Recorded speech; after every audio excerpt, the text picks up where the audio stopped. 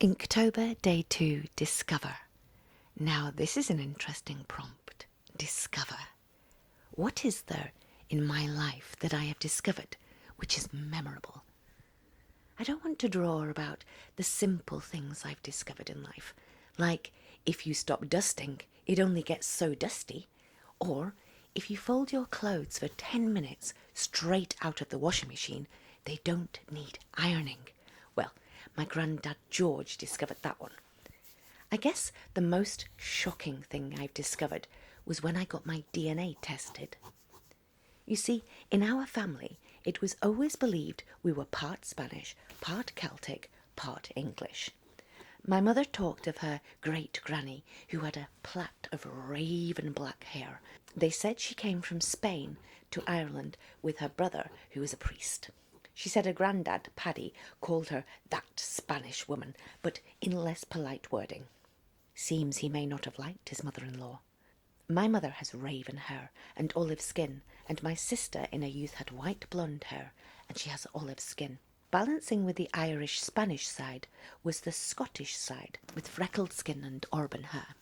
I remember my granddad telling me tales of his mother, who had the most beautiful long dark auburn hair, and tales of his Scottish grandmother.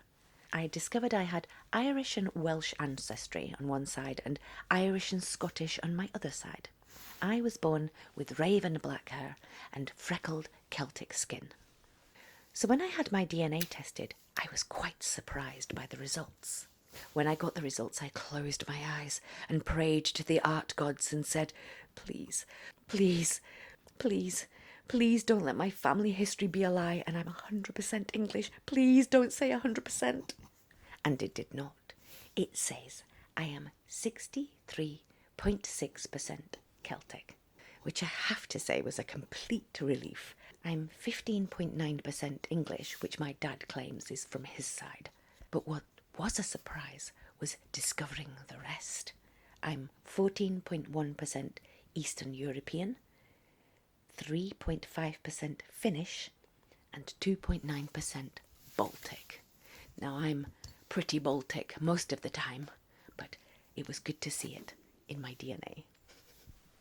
The surprising thing that I discovered was that Spanish woman didn't have a drop of Spanish blood in her. No trace of Spanish DNA whatsoever, which I can imagine surprised my relatives who lived there. My mother immediately told them, I believe. Testing my DNA completely upset my sister, who looks Spanish, and completely upset my brother, as there was no Viking blood either. But I think my DNA is amazing, as it tracks the migration of my Celtic ancestors from Finland through the Baltics and Eastern Europe, through England and Ireland, and finally landing me here in Scotland. It was an amazing discovery. And perhaps if other members of my family got their DNA tested, there might be a residual amount of that elusive Spanish DNA remaining. But there is 0% in me. So for today's prompt, I've drawn the Celtic symbols of my ancestors.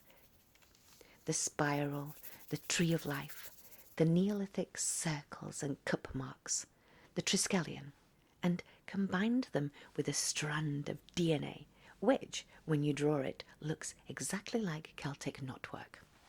Now, because I've included ancient Celtic pagan symbols, I had to include a witch's black cat for fun.